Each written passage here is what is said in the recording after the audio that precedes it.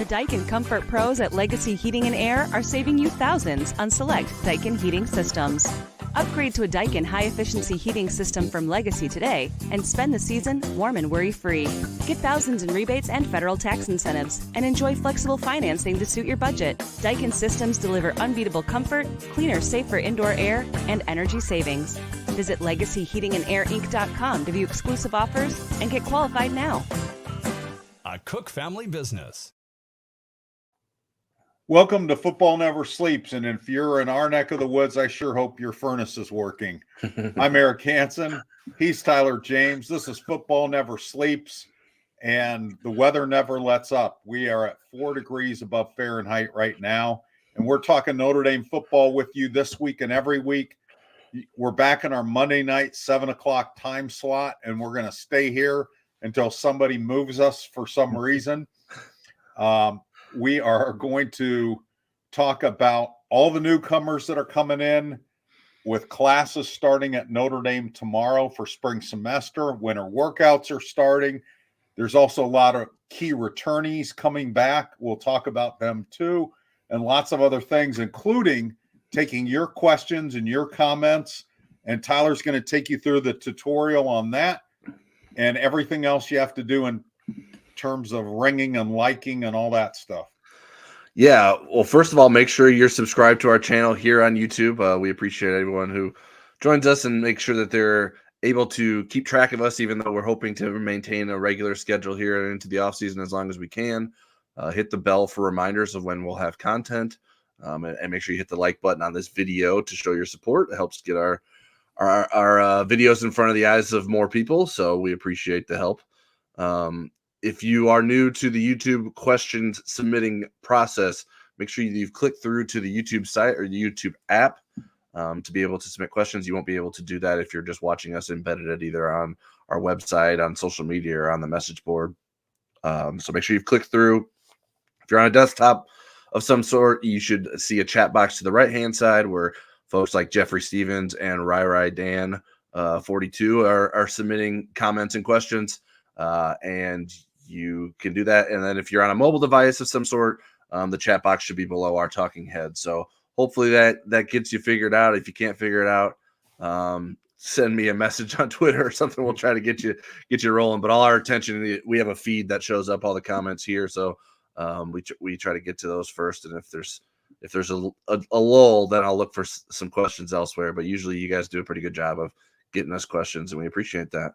If you are not a subscriber to InsideNDSports.com, we continue to run a promo for our YouTube audience that you can take advantage of a 30-day free trial to the site. If you use promo code NDYT when you sign up, you can get free access to our premium analysis, recruiting coverage, and special access to us over on the Insider Lounge, where we spend a lot of our time and share our inside information first. It's where Charleston Bowles is currently running a game thread for the Notre Dame men's basketball game. If you want to follow along with that while you're following along with us here, and there's a link to sign up for that deal, the NDYT promo code, in the video description below. Awesome. So we are going to start taking stock of Notre Dame on the eve of spring semester classes and winter workouts. For those who care about such things, Notre Dame finished 14th in both of the final polls. When they walk to class tomorrow morning, the high tomorrow is going to be 4 degrees above Fahrenheit. That's actually an improvement of where we were this weekend. When I went to cover the Notre Dame women's basketball game on Sunday, it was -7 when I left my car. It was -6 when I walked into Purcell Pavilion, and it felt every bit of that with the wind. But we're going to move on to football. New director of football performance, Lauren Landau, gets his day in the sun or in the cold tomorrow with 15 early enrolled freshmen of the 23. 6 of the 8 transfers are enrolling for spring. Kahanu Kia is back from a 2-year Mormon mission. He'll be part of the group. The first thing we want to do is acknowledge that Rod Hurd II committed last Wednesday. That gives the Irish 90 scholarship players at the moment. That's 5 over the limit for now. which isn't a bad place to be in January. You don't need to get down to the NCAA max of 85 until the first day of fall semester classes. We had Rod Hurd II on the Inside ND Sports podcast. And if you'd like to hear some great conversation with a really impressive young man, check that out. So, Tyler, I'll start with you. What are your expectations for Rod, a Northwestern defensive back in 2024? And what are your takeaways from our conversation with him? Yeah, I think he has a chance to be one of the more impactful defensive transfers that Notre Dame lands. And honestly, overall, one of the more impactful transfers, but definitely on the defensive side, I think between Rod Hurd and RJ Oben, those are the two that I have the highest expectations for in terms of their ability to impact Notre Dame next season. I think there's a clear path for him to become a starting safety alongside Xavier Watts. There's a little bit of hesitation there where how will he transition to safety after spending so much time playing nickelback at Northwestern? He definitely felt confident in that transition. Chris O'Leary, Notre Dame safeties coach, was a big selling point in this process for Rod Hurd, and the ability to get him to maximize his potential was the kind of thing that O'Leary has done with Xavier Watts and had a role with Kyle Hamilton, though I think many of us could have coached Kyle Hamilton to be a successful college safety. But the Xavier Watts definitely development plays a big part of that and as well. I really enjoyed the story, and I think you even mentioned it on Twitter that he told about when he was being recruited by Cincinnati when Marcus Freeman was at Cincinnati, that his dad told him that, hey, Marcus Freeman seems like a great coach, but he seems like the kind of coach that's not going to be at Cincinnati for long because that's how good of a coach he is. And it turns out they were right, and now they get to have a reunion at Notre Dame. So definitely a big addition for the Irish and someone that has a real chance of making a major impact going into next season. What is there anything that I didn't hit there that stood out to you? No, I mean, other than the fact that I think Notre Dame fans are going to love him on and off the field. Really impressive young man, has a lot of ties to some of former Notre Dame football players from the Detroit area, including Khalid Kareem, who played at the same high school, Farmington Hills Harrison, as Rod Hurd did. It was interesting to hear him talk about the Northwestern situation with Pat Fitzgerald getting fired and, why he stayed and didn't go into the portal until after the bowl game. Rod was one of the players that was in some of those press conferences after the coaching change. Mm-hmm. So it was he's just a really interesting guy. And again, I think he'll fit in at Notre Dame really well. We should mention that Rod and Bo Collins, a wide receiver from Clemson, won't formally enroll until June at Notre Dame. And Tyler, do I want to go into this detail all the way here? Yeah, go ahead. Yeah, explain that to people. I think it might be a little confusing if you just sort of skim through it. So go ahead and let them know. Which we told our subscribers on the Insider Lounge earlier today about this. So sure, we're gonna fill everyone else in as well. And Eric's done a lot of the reporting on it, so I'll let him fill us in. So that means 6 of the 8 transfers will be here for spring practice. Now, both Hurd and Collins will be in South Bend. They're going to live locally, but each of them have obligations academically to their old school to get their degree this spring. Hurd at Northwestern, Bo Collins at Clemson. So they will do that remotely from South Bend. So what does that mean from a football standpoint? No spring practice as participants, but they can attend spring practices. They can also attend team meetings. They cannot attend other team functions like team lifts at the Goog, for example, Guglielmino Athletics Complex. But they can lift there, just not with their teammates. And they can have access to new football director of performance, strength and conditioning coordinator, if you want to call him that, Lauren Landau, for safety reasons. So they have to lift when the team's not lifting. So, yes, they'll be able to absorb the Notre Dame culture. They'll be able to absorb the playbook, get to know their teammates, get to know South Bend and how cold it is here. Rod Hurd knows because he's from Michigan. He went to Northwestern, but Bo Collins will get a new wardrobe, complete with scarves and mittens and stuff.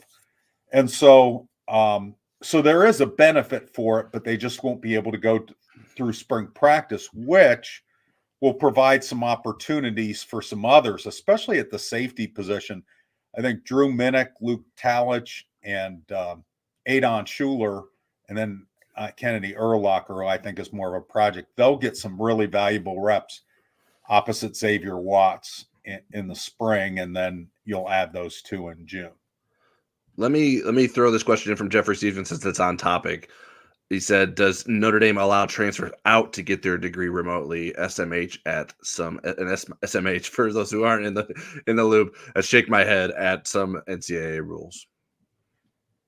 So, in general, Notre Dame wants you to be on campus at least for the end of your career. They want you in the classrooms here. I mean, they may be able to make a deal with somebody, but I've not seen it other than during the pandemic, there were more allowances. And this is even for guys like Jerome Bettis that come back. They let, for example, Troy Nicholas, I think maybe he was able to do a summer and maybe one term because of the pandemic, but he still had to be here during the pandemic. He actually brought his wife and daughter for one of the semesters because he didn't want to be separated from them. That's why Jerome Bettis was up here, which was a huge benefit to Notre Dame for him being here. But that's kind of how they do it. They have a little wiggle room if it's earlier in your career, but for your classes at the end, they want you on campus. All right. So let's get back to the fact that Hurd and Collins won't be here. How big of a downside do you think that is, that they're not able to participate in spring football? And it is the upside of them being here and getting all this other things around Notre Dame at least minimize that to a point where it doesn't make you too nervous about their ability to impact Notre Dame next season? Yeah, I think the kind of the middle ground they picked is going to minimize it. I think for Collins, it's probably less consequential for him. I think now he's going to have more competition for his spot, but I think it's less in terms of learning and that kind of stuff. Him being able to, and he can throw on his own with Riley Leonard and Steve Angeli and the others. There's 4 quarterbacks on campus for the spring right now, so he can pick one and go throw with them on his own time. Just can't do it in formal settings. So I think he's going to be okay. I think, there's more to learning Notre Dame's defense, especially in new position. I think that would have really benefited Hurd. Yeah. But again, I think Notre Dame is going to win out a little bit because they would have had to give Rod a lot of reps in the spring. And this is going to help them build their depth some because they're going to want to be deep there in case there's an injury. You're also going to lose Rod after this year, most likely Watts. Watts does have a COVID exemption year, believe it or not. So he actually has a year after this one. Yeah. But I really think they got the bonus year this year out of him. But you do have a lot of young safeties that you want to bring along so that you have a core going forward so you don't have to go to the safety well in the portal every year. And there's some good young safeties. A couple of the freshmen won't be here till June, and that's Tay, the kid from Fort Wayne North.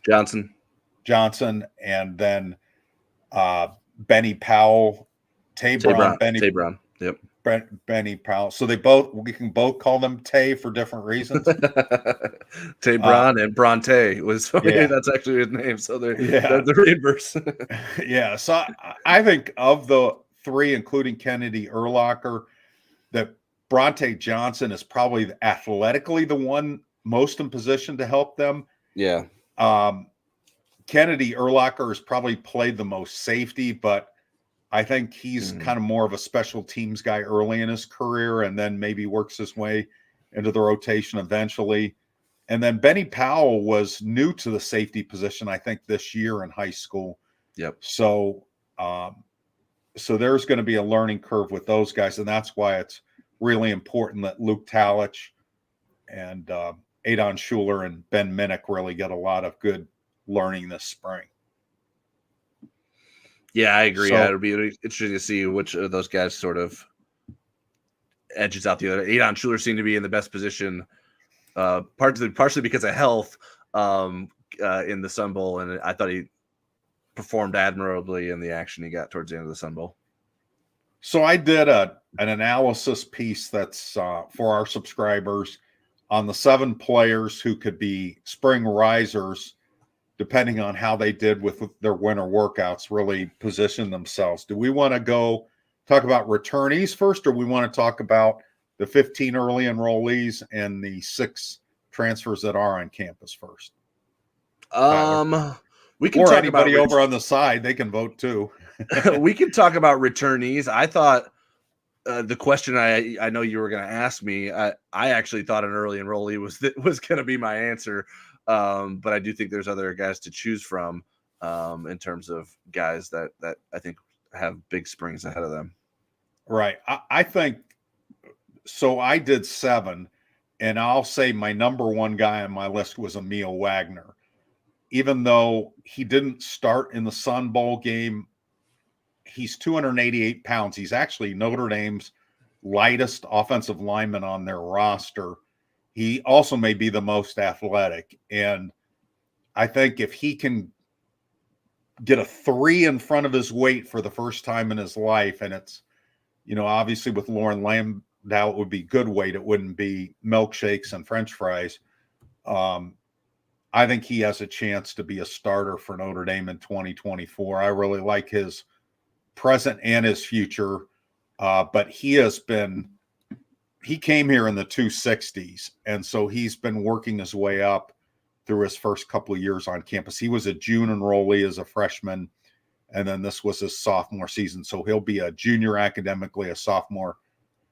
Who would be your pick among the returnees who could have a big winner in the weight room and it really propelled them in the spring? Yeah, I like your pick of Wagner. I would maybe go with someone like, well, it's tough because these guys are starters, but I think everything's so up for grabs, and it's something that I think we might talk about a little bit later, is the offensive line. I just think there's so much uncertainty there, and I think some guys need to physically develop to establish themselves, like Emil Wagner. I think even guys like Pat Coogan and Ashton Craig, who've played some this past season, I think they need to sort of take the next step in their physical development to be able to perform in a way that allows them to do that.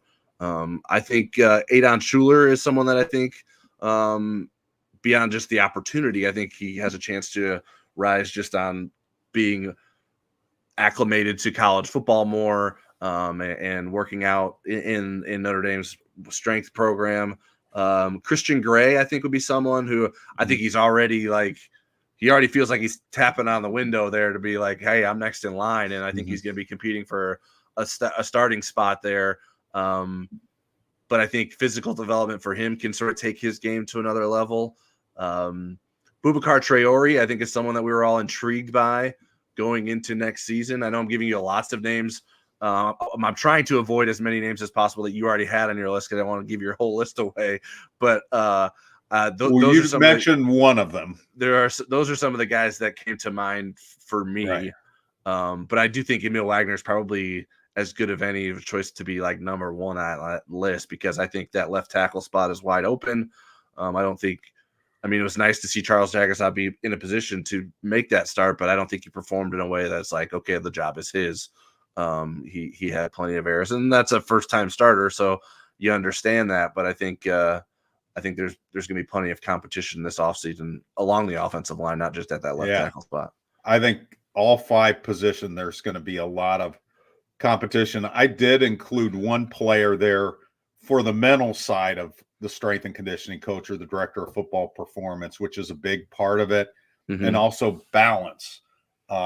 Working with a player on their balance, not just strength. This player has plenty of strength. That's being a little bit more finesse in some of his duties and so forth like that. And there's guys even farther down the depth chart. I don't say that they'll make a big jump, but like Micah Bell was super skinny Yeah. coming in the door. KK Smith too. I mean, those guys, just getting a little muscle on them is going to help them compete better for their positions. Yep. And obviously there's guys coming back from injuries. I tried to stay away from people that were really deep into their rehab. And there's some guys we really not quite sure about their status yet, like Aiden Gobira. He's a guy that had a world of talent before he, and still does, before he tore an ACL, but it's going to be interesting. We don't know his timetable yet, and how soon he can kind of get back in the mix of things. But there's a lot of exciting guys there. Okay, how about the early enrollees? Do we want to run through a list of those, or do we want to just assume everybody knows who they are? You want me to run through the list real quick? Yeah, go ahead and run through the list, because I'm sure there's plenty of people that don't know. I have to look it up every time to remember who's all in. So we're going to start with offensive players first. Quarterback CJ Carr, both running backs Aeneas Williams and Kedron Young, two of the wide receivers Cam Williams and Micah Gilbert. We have the tight end Jack Larson, offensive lineman Anthony Knapp, and Styles Prescott, and Peter Jones. On defense, there's a handful of players there, 6 of them. And that is Sean, is it Sevillano or Sevillano? Sevillano, defensive lineman, interior defensive lineman. Then Logan Thomas is a Viper. Bryce Young is a field end. Cole Mullins, probably a field end. Then Kingston Viliamu Asa at linebacker, and Kennedy Urlacher at safety. That means there will be 8 enrolling in June. So who intrigues you on that list? I mean, the one that's head above the others, and this is who I think has a chance to be among the top risers all spring. It's Kingston Viliamu Asa. I think he's the real deal. I'm very excited to see what he can do in Notre Dame's defense, what kind of role he could potentially carve out even as a freshman in Notre Dame's defense, because I do think that he is living up to the billing from everything I've seen. I know Adam Gorney is based on the West Coast, so he was definitely very familiar with Kingston, and the fact that Rivals gave him a 5-star rating after his work throughout his senior season, I think speaks a lot to the talent level that they believe he has, and I tend to agree with him. So for me, beyond Kingston, because that's a really good one, some of the other ones, Bryce Young, just because he's been such a rapid riser in the rankings and is really kind of growing into his body. And he's at a position that doesn't have a lot of established players, that field end spot. CJ Carr is interesting to me because he's so well thought of, and yet how long will he be the number 4 quarterback on the depth chart? That's kind of curious to me. The 2 wide receivers that are here, Logan Sedalte is out in Hawaii, where it's probably 100 degrees warmer than it is here in South Bend. He's at the Polynesian Bowl, but Cam Williams and Micah Gilbert will be here. Again, I don't know that Bo Collins' absence necessarily helps them. They probably will both get a look at the field receiver. Maybe Micah Gilbert gets a look at the boundary receiver, but they'll be able to get a lot of positive reps there. And Logan Thomas in the weight room, I don't think he's going to make a move up the depth chart. Yeah. But I do think he can have more of a college body when they start stacking all those Vipers. And we don't know yet where Kahanu Kia is going to line up. I don't think that was in Charleston's story with Coe. I think who's Coe is his younger brother who visited this past weekend, who had a really good visit despite the really awful weather, coming in from Hawaii with the dad who is the head coach at Punahou School, where both of those guys played. But it sounds like Kahanu is still kind of tweener size, 230 pounds now, was 217 when he was here as a freshman. he could probably play linebacker or Viper. What are your thoughts about where Kahanu ends up? Because obviously they have plans for him. If the, otherwise they'd say, you can go land somewhere else. Because when you're on a Mormon mission, you're basically a free agent again. Yeah, I think he's a Viper. I don't think you have enough depth at that position to just like rule out someone that could potentially be that spot. So I think that's what he is. I haven't seen him, so like it's more of a guess than anything. I wasn't in any Raleigh, North Carolina gyms seeing what his workouts looked like during his mission trip, but I think that would be where I would anticipate him going. I think that suited the way he played. And certainly as a special teams contributor, you would think that he could get back into that as well this coming season. So that's what I would guess. The only guy that I left off, or that I don't think you mentioned, was Keatron Young among the early enrolled freshmen. Oh, I did. I said both running backs. Okay. Yeah. All right. Well, I pronounced his name right. That's probably what messed you up. Okay. Well, you listed a lot of guys because I have like 7 guys listed, and I think you listed more than I have. I just wanted to say, and I know Jeffrey Stevens says he thinks Keatron Young is a sleeper. I really like Keatron Young a lot.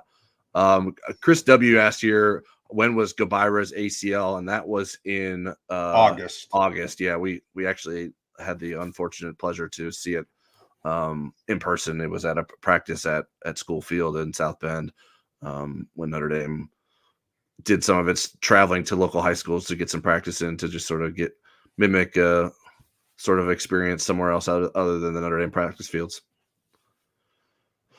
All right. I have some more questions. Do you want to get to questions, or we got something else? Let's go. We can. Okay. First one I have here is a series of posts from Michael Mahoney, who sent us a super chat before the show began. So Michael Mahoney, thank you for the super chat. Let me make sure I get these in order because it's a 3-part question. I think it's mostly one question, but it's just long. How long before they eliminate conference championship games in the NCAA? It will never determine who gets into the playoffs, only determine seeding in the playoffs. The game is either not competitive, Iowa, or the loser gets in anyway, Georgia, Oregon. How long before they realize Notre Dame has an advantage to have their bye week during that week that other playoff teams are playing what essentially is a meaningless game? Ohio State would also most likely have been in the playoffs while resting and watching Michigan play another game. Michigan was number 1 before the meaningless game and after the meaningless game. All right. Do you think that conference championships are short-lived for the future of this current playoff system? I don't think so, and this is why, Michael. I think that as long as they're making money, it's hard to make them go bye-bye. The other thing is they've gotten rid of the divisions now, and I think that's where it was really meaningless because it seemed like most of the time there was an imbalance. And the Big 12, I think, was the first one to do it right, where they said, well, let's just take the best 2 teams and have them play for it, the best 2 teams. And with as ununiform as these schedules are going to be with how big the conferences are, I do think having a conference championship game to earn that first round bye in the college football playoff is going to be important, because for the Power 4 teams, that's what's going to be the reward. It's going to be a first round bye in the playoff. Right. So I think there's some value to it from that standpoint, even though both teams will likely make the playoff. The bye is a big deal. So that's how I go with that. Now, if they don't make money, if they're losing money on those at some point, then we'll see a move to probably get rid of them. But when you have 16, 18 teams and you're not even playing the same opponents, I think a conference championship game is more necessary. That Big Ten East and West thing was always an imbalance. The second best team was almost always in the East Division, and sometimes the third and fourth team too. Yeah. I think that's how they're going to get rid of it. Like you mentioned, the money that's involved in those conference championship games goes a long way, and making sure that they will continue to exist. I think that there may be times where maybe like the Big 12 only has one really good team, so maybe the second team, the loser of the title game, doesn't get in. I think it'd probably be more rare than not, especially as we've seen the conferences consolidate. Now you got to remember, but they'll be big next year too. They're adding all those Pac-12 teams, right? But that doesn't necessarily mean they're going to be good teams, right? And you got to remember, like the original construction happened under a different sort of conference landscape, right? It was anticipating there being a Power 5. Now it's really Power 4, and I think that maybe changes it a little bit, but I think that we'll probably continue to see those conference championship games. Maybe they shorten their schedules to say, hey, why do we need to play this many games? But again, the game numbers is going to continue to be dictated by the amount of money that TV networks want to pay in order to have them play games. So it's hard for them to pare that down, because that's part of the assumed value of what these networks are paying for in terms of the media rights deals with these conferences. So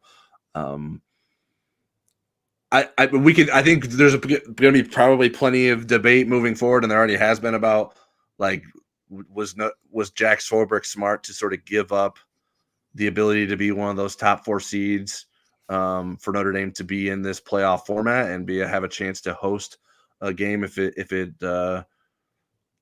is the 5th through 8th seed in this format.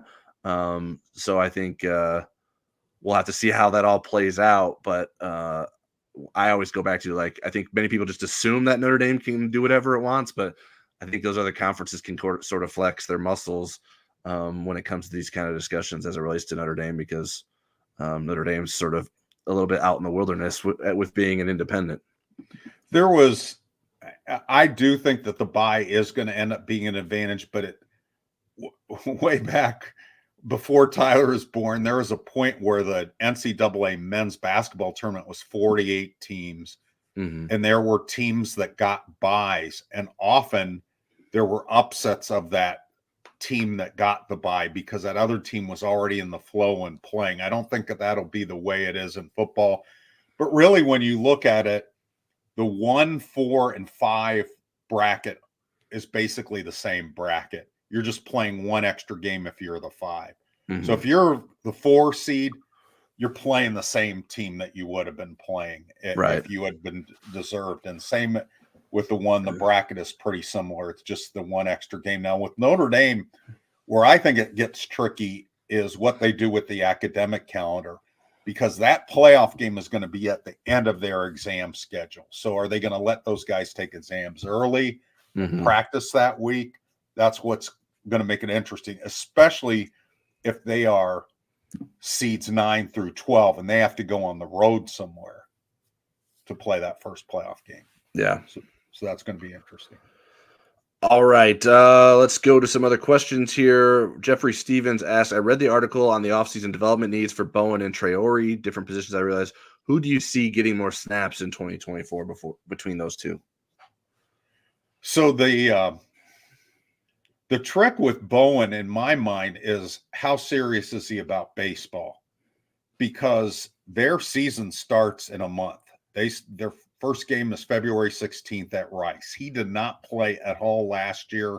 He worked out some with them, but he ended up peeling back from baseball his first year. Played some summer league baseball for the Lake County Corn Dogs and did very well with them. But he has a chance to be a starter. He has a chance to be the starting middle linebacker. And if he isn't 100% in it, there are other people on the roster who are absolutely capable of being that starting middle linebacker. If he is all in with football, meaning baseball, fill it in when football's not going on, then I think Bowen is going to have more snaps. I think Traore is a wild card because he could beat out everybody at Viper. He could also be the third option at Viper. Right. But he has a lot of talent. He's 237 pounds this year. He's played basically one season and 4 games of high school football because of COVID and injuries. And so there is a lot of upside for him.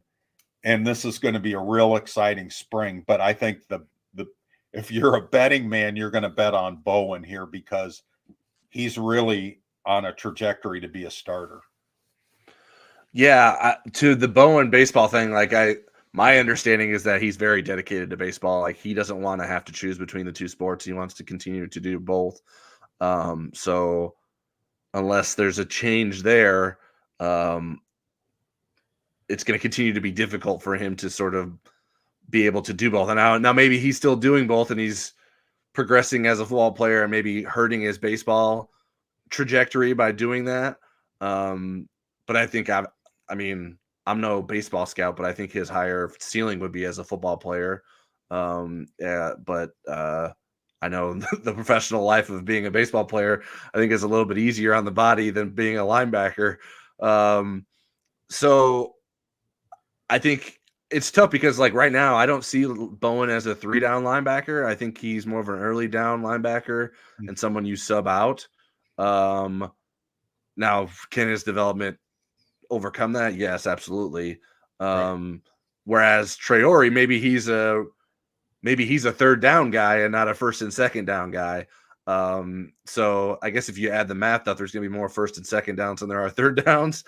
But so maybe Bowen's the right way to go. I think that's what winter workouts is about, is getting his body so he can be a every down kind of option. Yep.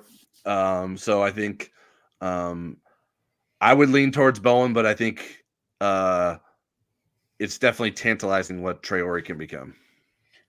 And for those people say, boy, there's been some successful Notre Dame two-sport guys with baseball and football.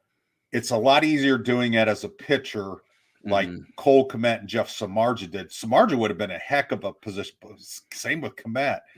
But position player, just having talked to Evan Sharpley, it's really hard to get the timing with your swing and everything else that goes into being a everyday player. Yeah, it's the hitting aspect. I think you say position player, you think about, well, I think it's not that he can't field ground balls or catch fly balls. It's a matter of being able to hit at a high enough level that you can merit being out there as much as he'd want to be.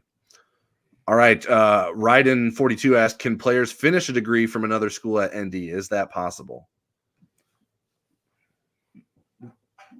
Well, that's what they're doing. Well, that's what Hurd and Collins are doing, but they're not doing it in Notre Dame's classrooms. I think the question means he's asking about Riley Leonard. Can Riley Leonard get a Duke degree taking Notre Dame's classes? And I think that is possible, but I think he'd still have to finish at Duke. For example, Brandon Joseph, when he came, he took Notre Dame classes. I don't think he's finished either place, but what he told me was it would be easier for him to get a Northwestern degree than a Notre Dame degree. Mm-hmm. He left before he had a chance to finish either.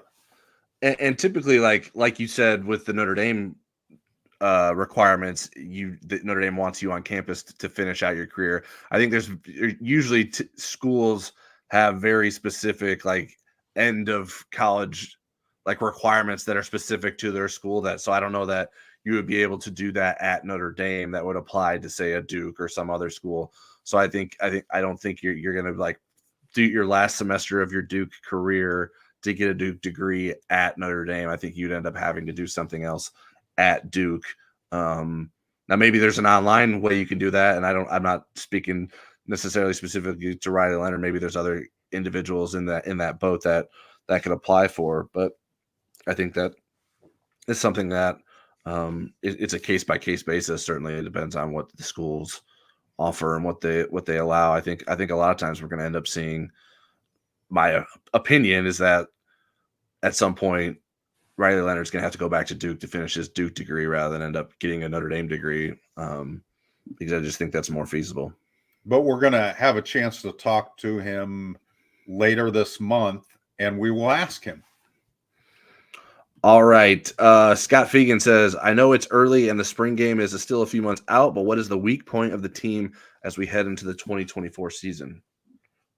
For me, the question mark, not necessarily the weak point, but the the position group that has the most questions to answer is offensive line. Yeah. You have 5 starters, and you just lost one of the best tackles to ever play at Notre Dame to the NFL after 3 years. So there are a lot of questions there. That doesn't mean it will turn into a weakness, but it will need to be the surprise of the spring for it not to be the weakness. Yeah, I think it needs the most improvement, right? It needs to get to where, especially if Notre Dame needs it to be like the Notre Dame doesn't have the skill talent on its roster to have a sort of a shaky offensive line to be able to maximize its abilities as an offense quite yet. So I think the offensive line definitely has a lot of room to grow. Safety would have been the other one in terms of like depth beyond Xavier Watts. I think Rod Hurd goes a long way in addressing that and making it feel. And Jordan Clark can play some safety too, right? Yeah, I mean, in theory, he could. Yeah, I'll be interested to see like how much nickel Notre Dame plays. Do they try to play more base? It seems like a hard thing to do in today's college football, but maybe there's a way that they can get those guys on the field in a base defense more. I think, and that would maybe reflect a lack of confidence in Nickelback. I think there was so much confidence in Thomas Harper this past season that they played nickel a lot, and that was the best for the defense. Will that necessarily be the case again with Jordan Clark expected to be the nickelback going into next season? So I think that'll play out. But yeah, offensive line just seems to have the biggest room to grow and uncertainty going into the season. Not only just because you lose Joe Alt, but there's just movement around everywhere. Even the guys that started last year, who knows if they're necessarily starting in the same spots. So I think there's a lot up for grabs going into the season. But if you're looking at like star rankings, like there's gonna be a lot of talent at those positions. It's just a matter of like, can that talent develop together and become a cohesive unit? Because that's as big of an important part of being a successful offensive line as anything.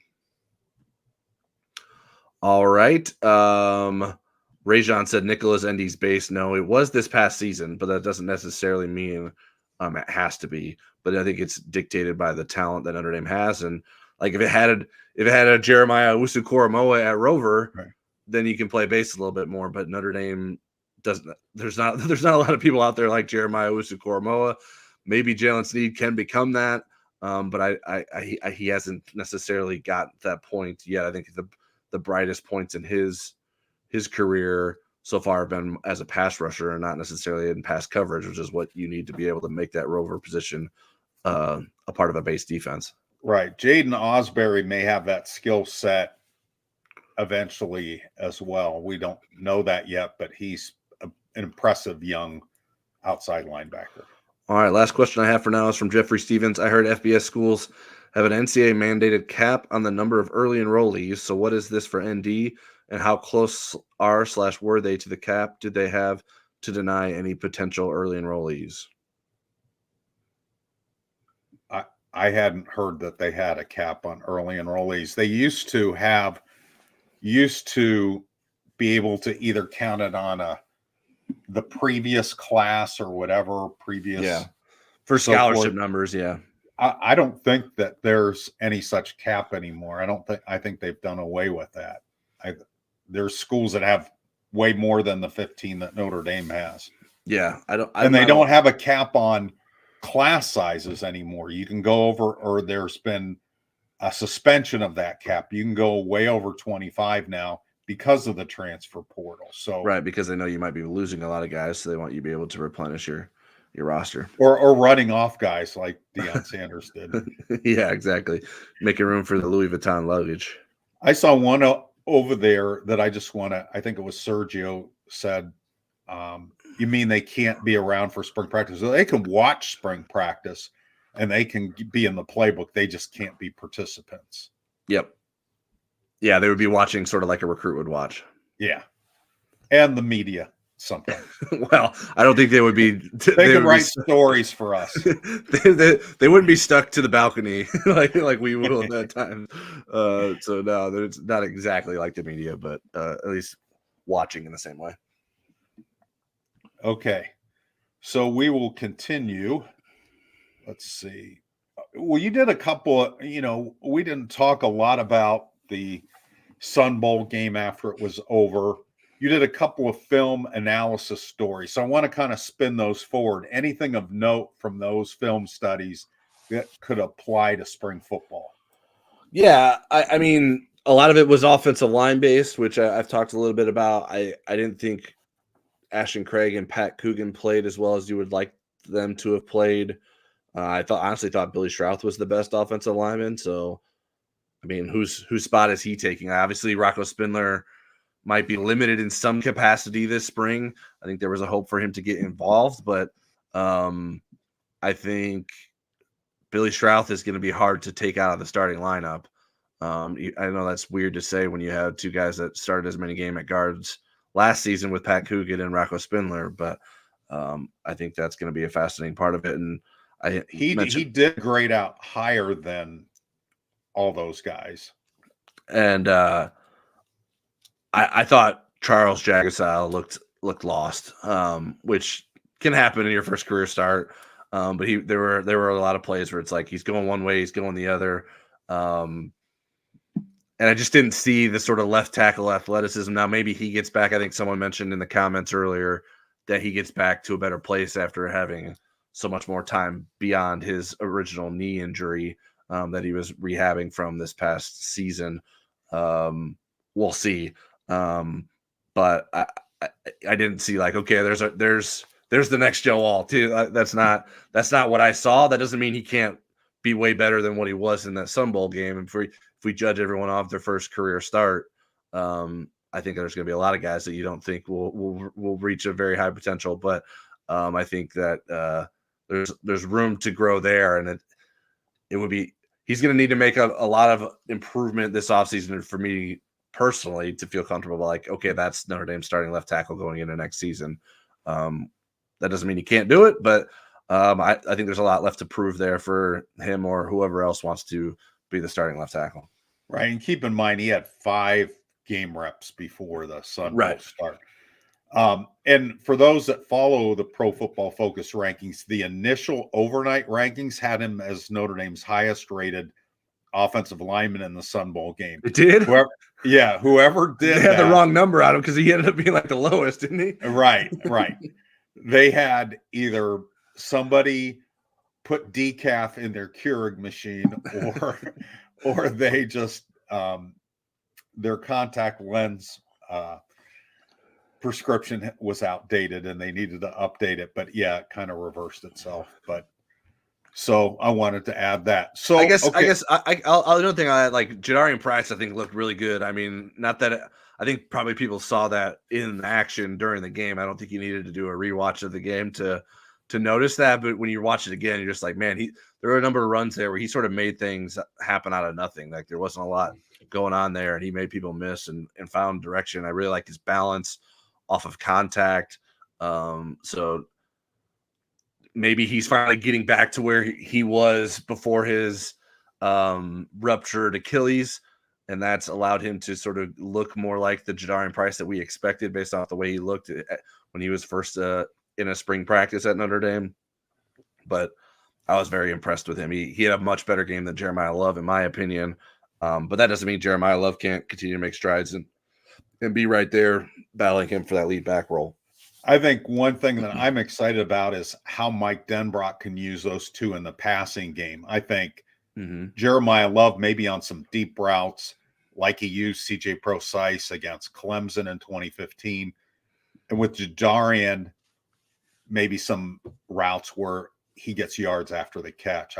I'm really curious to see what that looks like this spring. And they'll probably do that on the days where we're not allowed in. But, so, okay, as we look at the business ahead, do we expect any additional transfer portal additions before like the end of the week, which would really be kind of the deadline to be able to get in class late? Now, Blake Grupe did that. Blake Grupe, I think, started on a Friday of spring semester. I would say no, unless there was some sort of like grad transfer that decided to enter the portal really late. I don't see or that. Somebody from Arizona or Washington. Yeah, right. Yeah, Yeah, someone who loses their head coach, Alabama. and then they can get back in there. Okay, and then what tops Marcus Freeman's to-do list these next couple weeks? I imagine they're doing some recruiting this week, correct? Yeah, they'll be out. We'll have all the information you need to know on InsideNDSports.com for our subscribers. The coaching staff will be hitting the recruiting trail, hitting the airways tomorrow with some flights out of South Bend and getting around the country to see some guys. So yeah, I think recruiting is of top priority this coming weekend. Is Notre Dame's big junior day for January. And there's lots of guys coming in for that. That'll be an important weekend. But yeah, I think that sort of getting the coaching staff on the same page, maybe fending off any sort of coaching poaching that's going on that could happen with continued coaching carousel across the country and maybe NFL jobs, whether we're talking about assistants and stuff like that. If maybe other jobs come calling, I think that has to remain on the top of Marcus Freeman's agenda. So I think those are the things that come to mind mostly to me. I mean, maybe probably some involvement in knowing like how Lauren Landau is sort of hitting the ground running with the strength program and how those guys are acclimating to him, making sure everything is moving in the right direction there. Anything I miss? It'll be interesting to see if Marcus continues to work out with the players, goes in for those early winter workouts. I want to see if that continues. And the coach is showing up. Now, again, they're going to be hitting the road initially, but eventually they'll be around the players. And obviously they're going to be talking about what the playbook should look like. They've got plenty of time with that since it's January and not after the Super Bowl. Yeah, they've had a lot of condensed timelines in back-to-back off seasons because it was Al Golden you were waiting for, and then it was Jared Parker replacing Tommy Rees in February last year. So that's why I said making sure the coaches don't get poached here in this stretch is important, so you don't have to sort of make some adjustments on the fly right before spring ball. All right. So do we want to go to questions or jump into recruiting? One of the questions is recruiting. Okay. Rajon asked, do you think Kay Hunter, the wide receiver from Cal that transferred to Washington, is having regrets? I mean, I don't know. You'd have to ask him. I can't speak for him. And I think it's Jay Hunter. I think it's Jeremiah. Oh, I think it was a mistype. I think. Oh yeah. Hunter. So yeah, I think it's Jeremiah Hunter. I mean, Jed Fish likes to throw the football too, so maybe he's not too worried about that. I don't really know. E. Olson has a. Go ahead. Do you have something on that? I want to say I have regrets about not naming either of my kids Rajon. I think it's a cool name. E. Olson says, what's a random opinion on stats, rules, policies that you're adamant about? Mine is that sack yards for quarterbacks should be their own third category, not part of passing or rushing.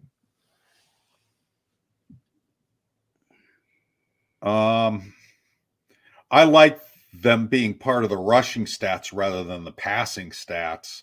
The NFL does it a little bit differently than the college game does. The college takes it off the rushing stats.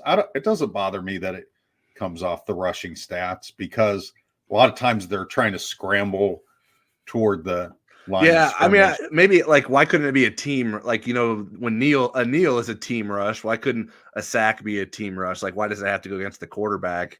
Because then you sort of lose track of like how good of a runner is this quarterback if he only rushed for 20. Like Steve Angeli, for instance, his rushing total was impacted by the 2 sacks that he took, where as an actual runner, he didn't do a bad job. I think he had 50 some yards. But his total looks diminished because of the sacks he took, which I don't know that that's necessarily Steve Angeli's fault all the time.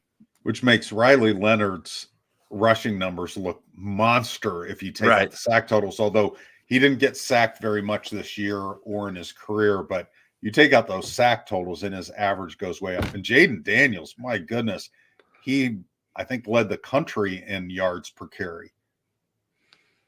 Now, Jalen Milroe, that's the guy that really got hurt by the sack yards. Yeah, and I think this is maybe getting too in the weeds, but I like to know the difference between rushing yards for a quarterback on design runs versus scrambles. I don't know how. I mean, I don't. I don't think it would take too much work. I mean, sometimes quarterback draws can confuse people. Like it's like, was that a draw or was that a scramble? But I think that's another thing that maybe getting 2 point. I think targets are like they're done on most box scores anymore, but I don't know how accurate they are. I wish that was more accurate. Quarterback hurries. I think it's so subjective. Yeah, that varies There are so stat widely. crews that are out getting popcorn when they're supposed to be doing that. And I think like to relate that to another sport like basketball with assists, I think there's like a lot of debate of like, was that really an assist or should that player got an assist? I think that's one of those things that's different. The funniest stat for basketball, and then I'll go back to the rushing yardage here. The funniest stat for basketball is covered in Indiana.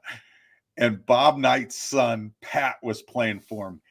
And Bob was trying to tell us that Pat led the country, or led his team anyways, in assists of the assists, that he passed the ball to the guy that got the assist. It's a hockey assist. Yeah, I was like, no. And Pat Knight was a very likable young man, and so you wanted to root for him, but not even I could give him credit for that. As far as the subtracting the sack yards from the rushing, when you do go to the stat broadcast site and do the live stats, it does calculate that during the game. It subtracts and gives you what the raw yardage, rushing yardage would be without those sack yardage on there. So maybe that should be in the official stats at the end of the game. Maybe they should keep that so you could see it easier. Yeah, because it'll be like, because it's normally listed with total and net, and so you see the loss as well. But sometimes a loss could be a quarterback run for a loss and not a sack for a loss. So it's not clear exactly what came from sacks. The other question I have is recruiting related. So let's circle back to that once we get through some of these recruiting topics real quick. Okay. Upcoming junior day. So that's Saturday. Yes, correct. How many and how good are the visitors? What's the quality quotient? What's the quantity quotient? Very good. I think currently we have confirmed 9 2025 or 2026 targets. 6 in the 2025 class are Rivals 250. Those are the uncommitted guys. Most of Notre Dame's commits will be joining the targets on campus, so that's a good thing. I think there's 2 Rivals 100 guys, and Owen Strebig and the offensive tackle from Wisconsin, and Dalen McCutcheon, the wide receiver from Texas. So yeah, I think those that's the bulk of what we're expecting from the junior day. The question from Jeffrey Stevens was, do you expect any commits from the upcoming junior recruit weekend? I wouldn't be surprised by that. There's a lot of guys on that visit list who have been here a number of times, and you could see their recruitment winding up. Owen Strebig is someone I've had a Rivals future cast in for Notre Dame. Jerome Bettis Jr., the wide receiver and son of Jerome Bettis, I've had a future cast in for Notre Dame. So maybe those guys have seen enough once this visit happens and decide to jump aboard, because the class is filling up. They're over probably halfway full. I think it's 13 commits right now. If my math is correct, it's been changing even rapidly here in the last few weeks. So I think there's a chance that Notre Dame's class continues to grow coming out of this coming weekend. And why I was kind of giggling was Deuce Knight's reaction to Owen Strebig. Oh yeah, saying that he had a great visit at Wisconsin. Maybe I should stay home. And there was the emoji of the, laughing so hard you're crying. Yeah. Knight. I thought that was a pretty good reaction. Yeah, I was like, well, that's a good way for Deuce to make some enemies in Wisconsin, because there's probably plenty of Wisconsin fans that didn't like that. But Deuce has been very vocal about trying to get Owen in Notre Dame's class, and you can understand why. As a very talented offensive tackle, it's a pretty smart quarterback to be very supportive of the offensive tackle that is potentially going to join you. I think Notre Dame has one player actually playing in the Polynesian Bowl, Logan Sedalte, who's a June enrollee. He's from California, slot receiver. I guess he could play outside as well. Kingston Viliamu-Asa got selected for it, but I think because he's here, he's not going to be able to go out there, is he? I think he's going to go just for the day. Yeah, I don't know exactly his itinerary. I don't know Okay. all that information, but my understanding was that he was going to be able to be a part of whether it's practices or ceremony. What I don't know exactly what he'll be doing down there, but I think he is going to be starting things here and then getting back out to Hawaii real quick. Yeah, well, that sounds like a good plan for everybody, given the Yeah. weather here. And then, uh, is Notre Dame still in the running for the 2024 recruit, the cornerback that was making visits this month? Yeah, as far as I know, I haven't been tracking. I know he's supposed to be getting on campus later this month. So I haven't heard anything that like he's So he would be visiting the weekend after this one. yeah, I believe that's correct. Yes. Okay, and It what? might even be during the week. I don't even know. He might And this is 'cause he was Kevin Humes. Kevin Humes is who we're talking about. Sorry, or no, Dev. Is it? Yeah, is it Kevin? Yeah, Kevin. And Why? his nickname is Kerm. So a lot of people call him Kerm. But yeah, I don't remember the date for some reason. The 24th is in my head, and I think that would be the middle of Okay, next week. midweek. But he was fitting so many official visits in a small window, so I think someone was going to have to be a midweek. So we'll keep everyone updated on the status of that on the Insider Lounge as it gets closer.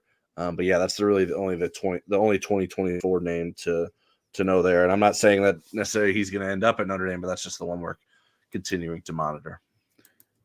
And outgoing transfer Bo Barnes picked a school today.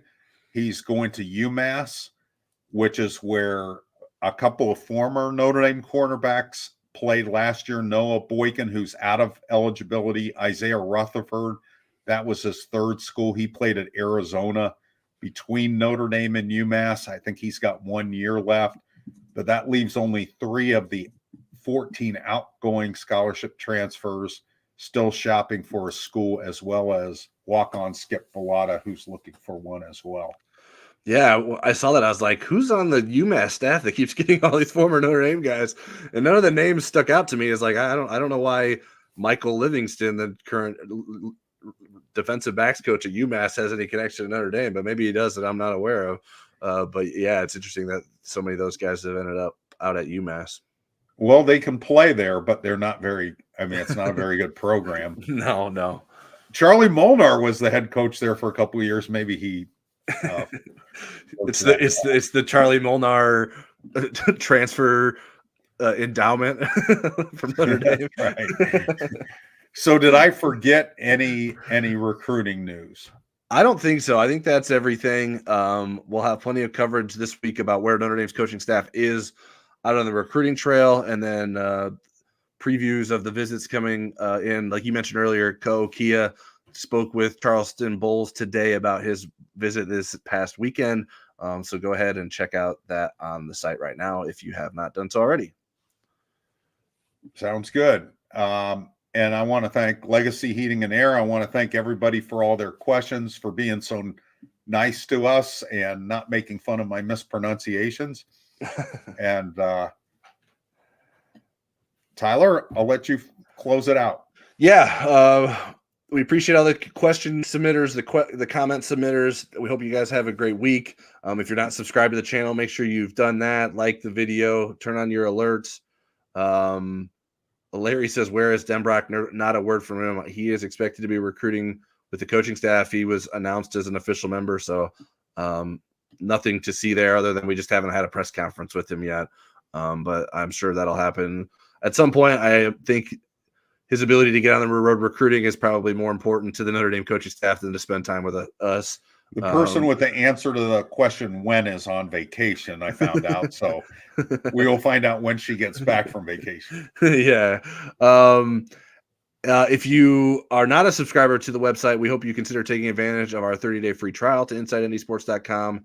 Use promo code NDYT, which is exclusive to our YouTube audience. And you can sign up for free access to our premium analysis, recruiting coverage, and special access to us on the Insider Lounge, where we spend a lot of our time, and we'll be updating guys coming into campus for the junior day and then reports of what's going on with them coming out of that junior day visit. So lots of content to come, especially on the recruiting front. And there's a link to sign up for that in the video description below. We'll be back here. Football Never Sleeps next week. We'll have an Inside Indy Sports podcast later this week on Thursday. So hope you check that out as well. And we will talk to you soon.